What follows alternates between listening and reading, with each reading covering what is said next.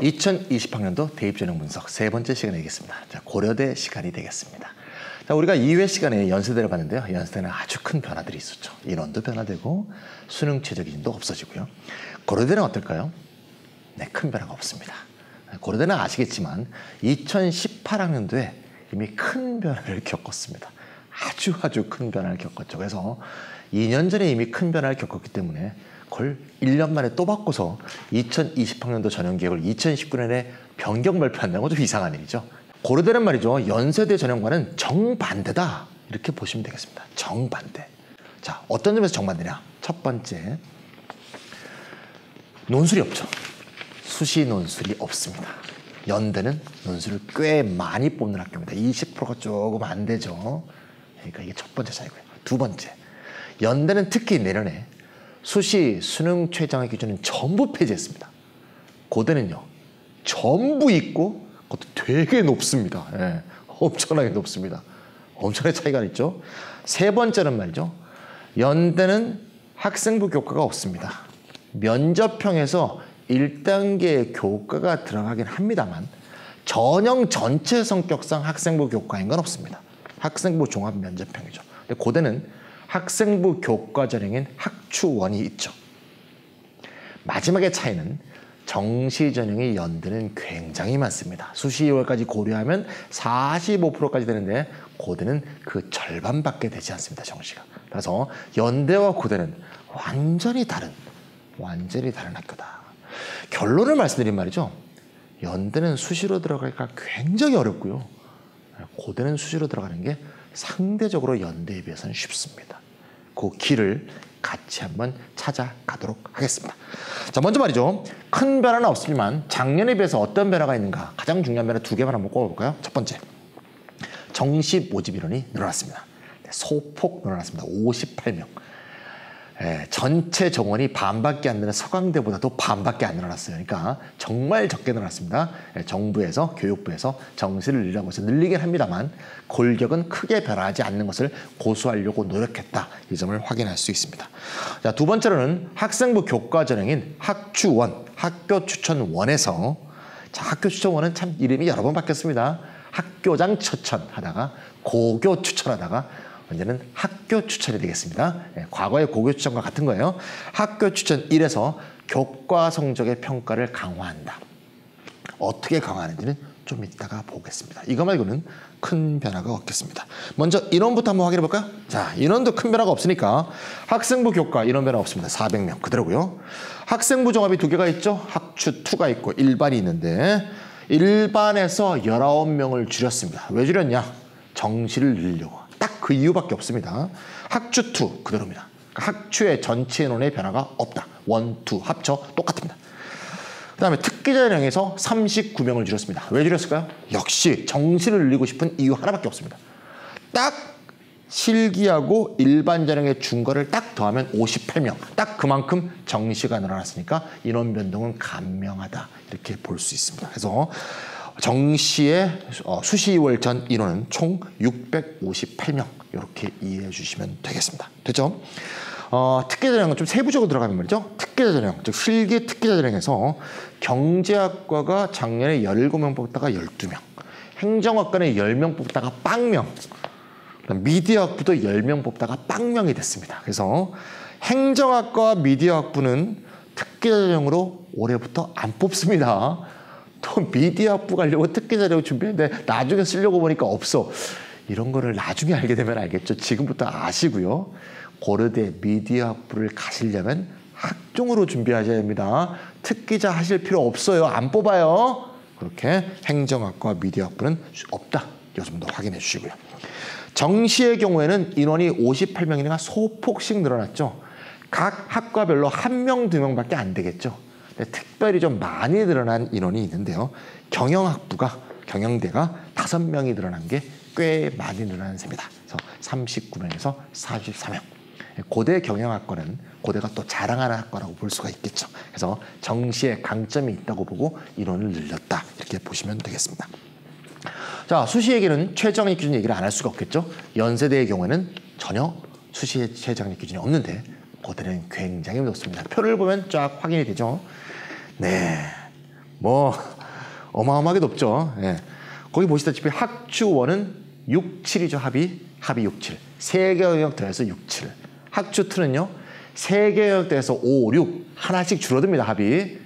그 다음에 일반 전형은 6, 7인데 3개 영역이 아니라 4개 영역을 더해서 6, 7이죠. 높기로 아주 유명한.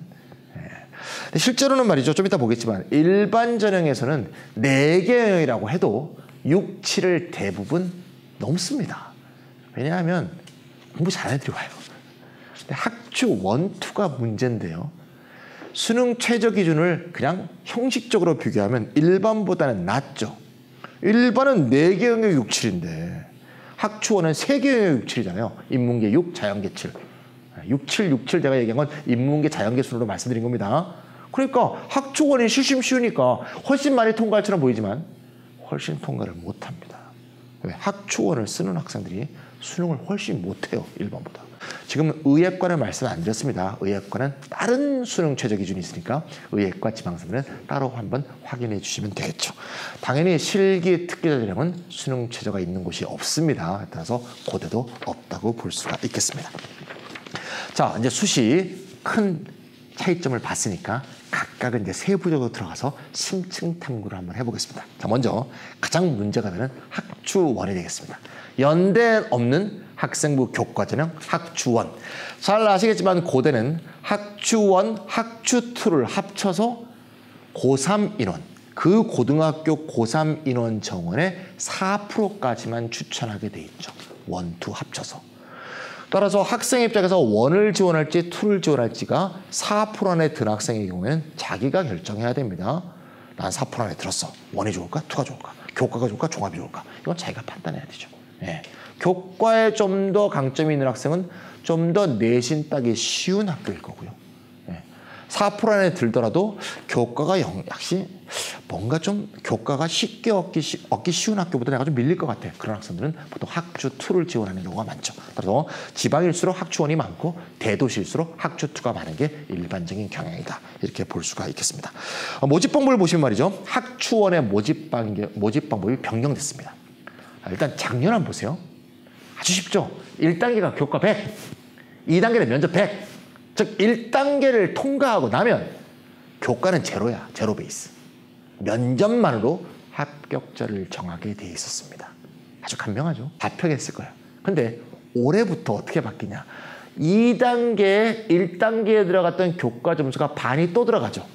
1단계 교과 100, 2단계가 교과 50, 면접 50이에요. 즉 교과를 1단계만 쓰지 않고 2단계 한 번 더 쓴다 이거야. 왜 그럴까요? 네. 표만 보면 교과가 워낙 중요하니까 이렇게 착각할 수 있는데 그게 아닙니다.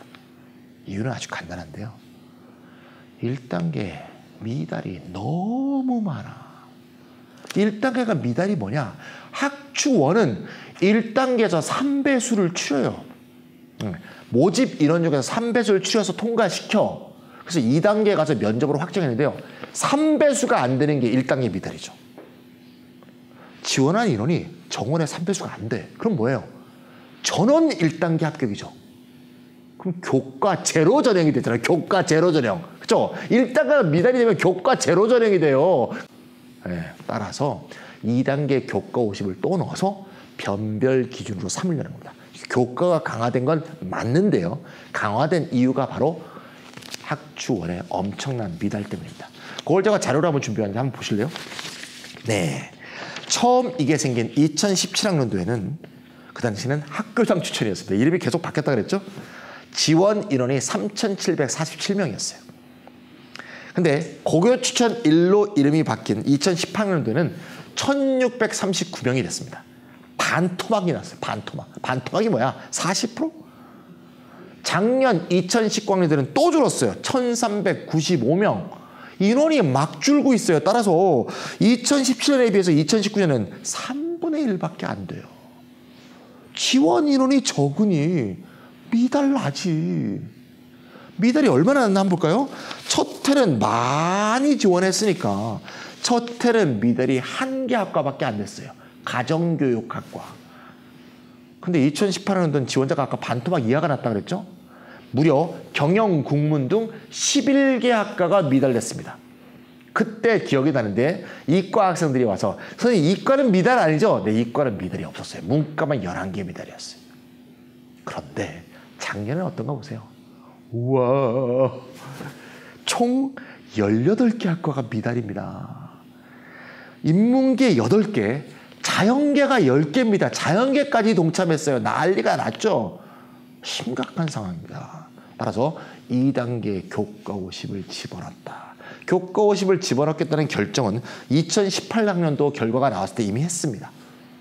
그런데 아니나 다를까 2019학년도 요 전에 확정된 거니까 2019학년도에 더 많이 발생했죠. 그럼 여기서 이제 의문을 가질 수가 있어요. 도대체 학주1은 왜 이렇게 미달이 많을까?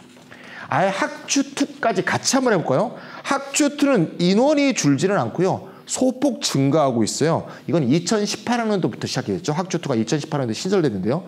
2018학년도에 7,842명, 2019학년도에 8,000명이니까 거의 비슷한 인원입니다. 비슷한 인원인데 인기학과, 비인기학과 쏠림 현상이 증가해서 고대에 대해서 좀 학생들이 그렇게 본다는 거죠. 인기학과에 대한 지원은 좀 많은데 비인기학과는 뭔가 지원율이 떨어지는. 그래서 어떻게 되느냐 하면 학교 추천2는 말이죠. 훨씬 1단계 미달이 덜 생겨야 돼. 왜? 학추원의 1단계에서 3배 수출이는데요. 학추2는 5배 수출이에요. 네. 5배수인데 어떻게 되냐? 작년에 무려 13개 학과가 미달했습니다. 어디? 1단계 미달. 한문, 동문, 불문, 중문, 노문, 일문, 서문, 영교, 가정교육, 보건정책관리 전부 다 나름 비인기학과입니다.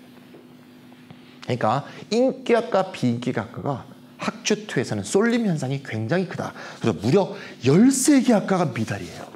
참 유감스럽습니다. 그럼 왜 이런 일이 생기냐? 밸런스가 안 맞는 거죠. 한번 생각해 보세요. 학주1, 2는 누가 지원할 수 있죠?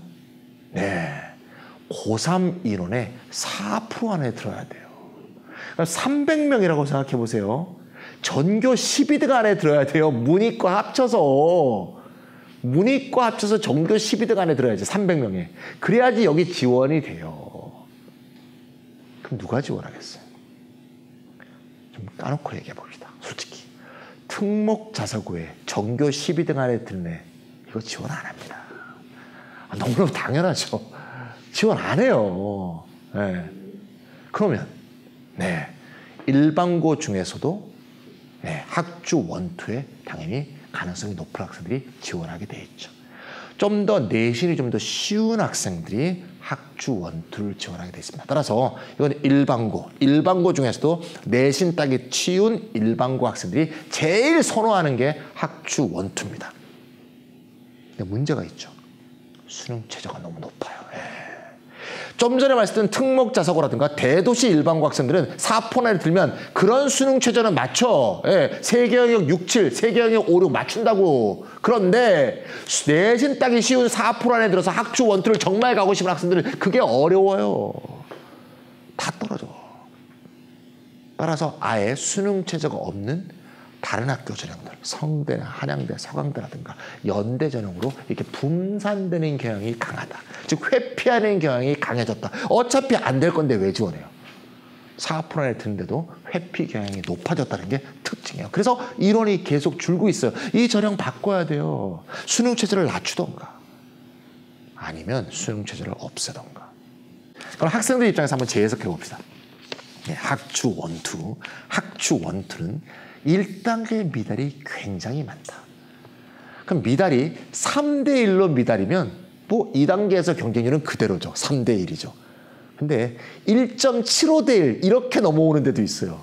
그러면 사실상 중복 합격을 고려하면 거의 합격이죠.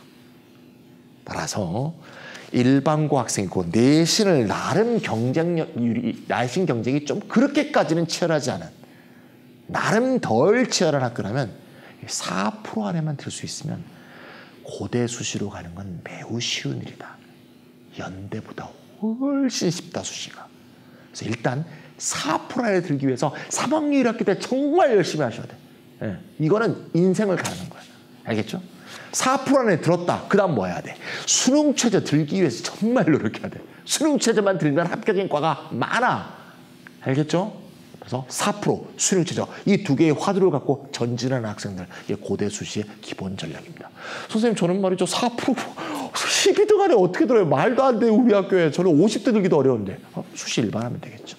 수시 일반은 전형적인 학종이고요. 연대 활동 우수형과 비슷한 거기 때문에 그런 식으로 뽑고 있습니다. 당연히 정성평가이기 때문에 그 학생이 더 자기 전공 적성이나 학업 능력이 우수할수록 고등학교의 우열까지 잘 반영해서 학생들을 뽑게 돼 있겠죠. 네, 수시 얘기는 이 정도로 하고요. 정시 얘기하겠습니다. 정시는 말이죠. 면접이 인문계, 자연계는 없습니다. 뭐 대부분이 없죠. 근데 연대와 마찬가지로 의대, 그리고 간호대에서는 적성 인성 면접이 있습니다. 역시 마찬가지로 서울대, 연대하고 똑같습니다. 결격 판단형인데 이 결격 판단이 한두 명씩 나올 가능성이 있다는 거, 서울대처럼 이거 좀 잊지 마시고요. 비슷합니다. 자, 고대는 의대 다음으로 인기 있는 학과는 사이버 국방학과인 거 잘 알고 계시죠? 5년 전 제자가 생각나는데요. 수시로 카이스트에 합격을 했는데 카이스트, 디제스트, 지스트 뭐 이런 데는 수시에서 합격해도 수시 합격을 물를 수가 있죠. 정시로 딴 데를 갈 수가 있습니다. 그래서 카이스트 수시 합격을 물르고 고대 사이버 국방을 갔습니다. 나중에 동생도 제 지자라서 물어보니까 고대 사이버 국방학과 1등하고 있다 그러더라고요. 뭐 카이스트 안 가고 사이버 국방한데 1등 안 하겠습니까? 1등 하겠죠. 그래서 아마 지금쯤 사이버 국방 전사로 열심히 컴퓨터 난간을 잡고 있을지 모르겠습니다. 어쨌건 많은 학생들이 가고 싶어하는 과인데요. 수시에도 뽑고 정시에도 뽑는데 수시 학종으로는 뽑지 않죠. 수시 특기자 전형으로만 뽑는다는 특징이 있고요. 1단계에서 서류 100으로 3.5배수를 뽑고요. 2단계에서 면접과 군면접, 체력검정 등등을 합쳐서 뽑게 돼 있죠. 군 면접은 군이 직접 와서 면접하는 겁니다. 그러니까 학생에서 입학사정관이 면접하는 게 아니고요. 거기다가 체력검정 시험도 봐야겠죠. 그래서 체력검정 시험은 수시 요강이 뭐 작년 수시 요강과 똑같을 테니까요. 2019학년도 수시 요강을 한번 확인해 주시면 어떤 체력검정을 보는구나 확인할 수가 있겠죠. 그래서 최종 합격자를 정하게 되어 있습니다. 따라서 뭐 국가관이라든가 그 사람의 체력이라든가 이런 것들을 종합적으로 검정하게 되어 있다는 거고요. 18명입니다. 거의 다 2월이 거의 없습니다. 이건 뭐 거의 뭐라 그러죠? 확신범들이 오기 때문에 확신에 찬 사람들이 오기 때문에 뭐 2월이 거의 없어요. 정시가 일반 전형 12명. 수능이 80%고요. 역시 실기 플러스 면접이 20% 있어서 그런 식의 여러 가지 신원이라든가 인성이라든가 신체 이런 것들을 다 보게 되어 있습니다. 따라서 수시와 정시 도합 합쳐 30명이 뽑는 사이버 국방 전형 관심을 가져주시고요. 정시의 경우는 특이한 게 정시대 수능 최저가 있어요. 원래 수능 최저는 수시에 있어야 하는데 정시대 수능 최저가 있으니까 정말 군 엘리트를 뽑고자 하는 군의 의지가 잘 반영돼 있다. 이렇게 볼 수가 있는데요. 수학, 가를 1등급을 먹던가 과학, 탐구 2과목 평균입니다. 이것이 1등급 둘 중에 하나여야 돼. 그러니까 수학이나 과학 2과목 평균이 둘 중에 하나는 1등급을 먹어야 되니까 국어, 영어만 잘하고 수학, 과학이 1등급이 한 개도 없는 애들은 안 뽑겠다는 얘기죠. 합산한 점수가 높다 하더라도. 그래서 국어만 잘해갖고는 절대 고대 사이버 국방을 못 간다. 국어가 아무리 어렵게 나왔다 하더라도 요즘은 정시에서 잊지 않아주시면 되겠습니다. 자, 고대 수시와 정시 2020학년도 특징을 살펴봤는데 고대의 핵심은 수시 학추 원투라는 거 잊지 마시고요. 4% 수능 최저 이 두 개를 들겠다 이런 목표를 가지고 잘 준비해 주시면 고대학교의 영예를 누릴 수 있을 것 같습니다.